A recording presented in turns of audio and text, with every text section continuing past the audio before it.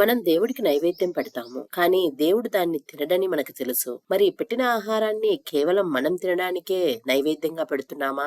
అనే ఒక ప్రశ్న ఒక భక్తుడికి కలిగింది. దీనికి సమాధానంగా కంచి మహాచార్య వారు ఆ భక్తుణ్ణి ఒక పుస్తకంలోని ఒక శ్లోకాన్ని చదవమని చెప్తారు. ఆ భక్తుడు ఆ శ్లోకాన్ని చదివి గుర్తు పెట్టుకుని చూడకుండా అప్పగిస్తాడు. అప్పుడు స్వామివారు ఆ శ్లోకం ఇప్పుడు నీ మనసులోకి వచ్చేసింది కదా, పుస్తకంలో అక్షరాలు ఉండకూడదు కదా అని అడుగుతారు. దానికి ఆ భక్తుడు అది ఎలా సాధ్యం స్వామి, నేను చదివినంత మాత్రాన ఆ పుస్తకంలోని అక్షరాలు చెరిపోవు కదా, అవి అక్కడే ఉంటాయి అని సమాధానమిస్తాడు. అప్పుడు ఆ స్వామివారు ఇలా చెప్తారు, సరిగ్గా అలాగే ఒక పుస్తకం నుండి ఎంతమంది జ్ఞానాన్ని పొందినా ఆ పుస్తకంలో జ్ఞానం ఎలాగైతే ఉంటుందో నైవేద్యం కూడా అంతే. భగవంతుడు నైవేద్యం యొక్క సారాన్ని, సుగంధాన్ని మరియు భక్తిని స్వీకరిస్తాడు. దీనివల్ల ఆహారం యొక్క పరిమాణం తగ్గదు, కానీ అది భగవంతుని స్పర్శతో ప్రసాదంగా మారుతుంది. మనం సమర్పించే ప్రసాదం భగవంతుడికి చేరుతుంది. ఆయన దానిని తనదైన రీతిలో స్వీకరిస్తారు. మిగిలిన భౌతిక ఆహారం మనకు భగవంతుని ఆశీస్సులతో కూడిన ప్రసాదంగా లభిస్తుంది.